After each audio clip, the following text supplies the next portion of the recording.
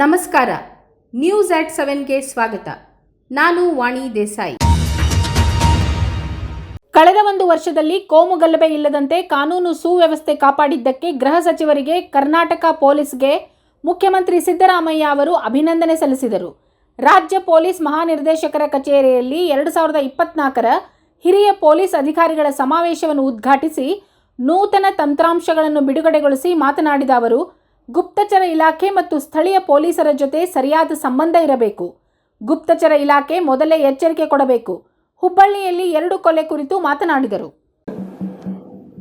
ಪೊಲೀಸ್ನವರಿಗೆ ಮತ್ತು ಇಂಟೆಲಿಜೆನ್ಸ್ನವರಿಗೆ ಕೋಆರ್ಡಿನೇಷನ್ ಇರಬೇಕು. ಈಗ ಅನೇಕ ಕಡೆಗಳಲ್ಲಿ ಕೋಆರ್ಡಿನೇಷನ್ ಇಲ್ಲ.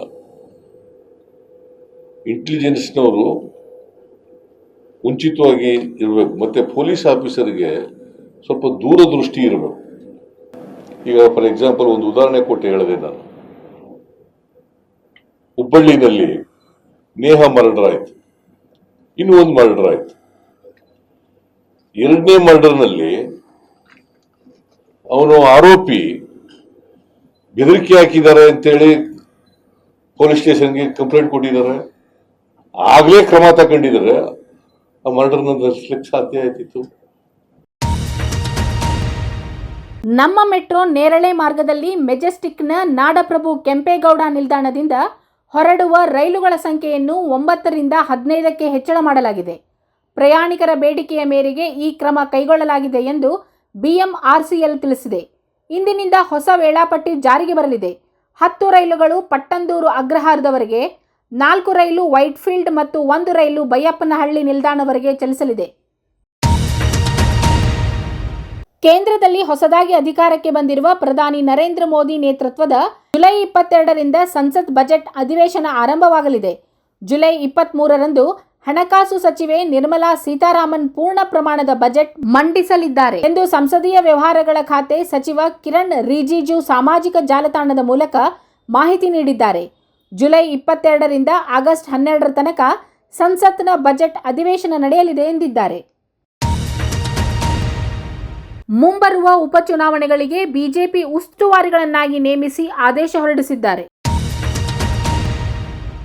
2-3 ದಿನಗಳಲ್ಲಿ ಗೃಹಲಕ್ಷ್ಮಿ ಯೋಜನೆ ಹಣ ಫಲಾನುಭವಿಗಳ ಖಾತೆಗಳಿಗೆ ಹಣ ಜಮೆಯಾಗಲಿದೆ ಎಂದು ಮಹಿಳಾ ಮತ್ತು ಮಕ್ಕಳ ಕಲ್ಯಾಣ ಸಚಿವೆ ಲಕ್ಷ್ಮೀ ಹೆಬ್ಬಾಳ್ಕರ್ ಹೇಳಿದ್ದಾರೆ. ಈ ಕುರಿತಂತೆ ಬಳ್ಳಾರಿಯಲ್ಲಿ ಮಾಧ್ಯಮದವರ ಪ್ರಶ್ನೆಗೆ ಪ್ರತಿಕ್ರಿಯೆ ನೀಡಿದ ಅವರು, ಕಳೆದ 2-3 ತಿಂಗಳಿನಿಂದ ಹಣ ಬಂದಿಲ್ಲ ಎಂಬ ವಿಚಾರ ಸುಳ್ಳು. ಮೇ 5ರವರೆಗೆ ಹಣ DBT ಮೂಲಕ ರವಾನೆಯಾಗಿದೆ. ಇನ್ನು ಜೂನ್ ತಿಂಗಳದ್ದು ಎಲ್ಲ DBT ರೆಡಿಯಾಗಿದ್ದು 2 ದಿನಗಳಲ್ಲೇ ಹಣ ಜಮಾ ಆಗಲಿದೆ ಎಂದರು. ಬ್ರದರ್, ತಪ್ಪು. ಇಲಾಖಾ ಮಂತ್ರಿ ಹತ್ರ ನೀವು ಮಾತಾಡ್ತಾ ಇದ್ರ. ಮೇ 5ನೇ ತಾರೀಕಿಗೆ ಕೊನೆಯದಾಗ ಬಂದಿದೆ, ಆಯ್ತಾ? ಒಂದ್ ತಿಂಗಳು ಜೂನ್ 1 ಬರ್ಬೇಕು ಅಲ್ವಾ? 3-4 ತಿಂಗಳು ಅಂತ ಹೇಳಿದ್ರೆ ತಪ್ಪು ಕಲ್ಪನೆ.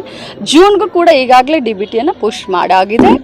ಆಲ್ರೆಡಿ SC ST ಅವ್ರಿಗೆ ಈಗಾಗಲೇ ಮುಟ್ಟಿದೆ ಇಡೀ ರಾಜ್ಯದಲ್ಲಿ.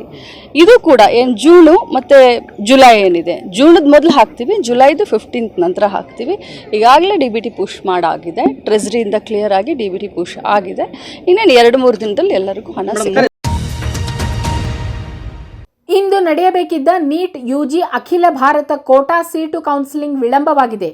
ನೀಟ್ UG 2024ರ ಕೌನ್ಸಿಲಿಂಗ್ ಅನ್ನು ಮುಂದಿನ ಸೂಚನೆವರೆಗೆ ಮುಂದೂಡಲಾಗಿದೆ.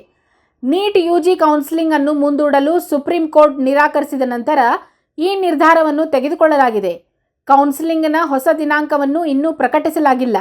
ನ್ಯಾಯಮೂರ್ತಿಗಳಾದ JB ಪರ್ದಿವಾಲಾ ಮತ್ತು ಮನೋಜ್ ಮಿಶ್ರಾ ಅವರೊಂದಿಗೆ CJI DY ಚಂದ್ರಚೂಡ ನೇತೃತ್ವದ ಸುಪ್ರೀಂ ಕೋರ್ಟ್ ಜುಲೈ 8ರಂದು ಹಲವಾರು ನೀಟ್ UG 2024 ಅರ್ಜಿಗಳನ್ನು ಪರಿಹರಿಸಲು ನಿರ್ಧರಿಸಿದೆ.